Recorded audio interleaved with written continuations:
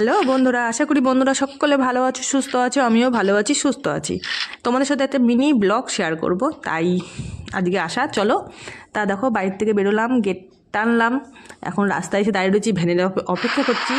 তা ভ্যানে উঠতে হলো, ভাবছিলাম টোটোতে যাবো, তা টোটো পেলাম না, ভ্যানে উঠে পড়লাম। আর প্রচণ্ড ধুলো ছিল, প্রচণ্ড, আমার না ধুলোতে প্রচুর কষ্ট হয়। যাই হোক, স্টেশনে চলে এসেছি, দেখতেই পেলাম। স্টেশনে এসে আবার টিকিট কাউন্টারে এখানে চলে আসলাম টিকিট কাটতে। টিকিট কেটে দেখো 2 নম্বর প্ল্যাটফর্মে চলেও এসেছি। আর এখন ট্রেন ধরবো, ট্রেন ধরে হাবড়া যাব। তো চলো, হাবড়া গিয়ে তোমাদের সাথে দেখা হচ্ছে আবার। তা দেখো হাবড়া চলে এসেছি, হাবড়া নেমে তোমাদের সাথে আবার একটু শেয়ার করছি। প্রচণ্ড ভিড় ছিল ট্রেনে, প্রচণ্ড।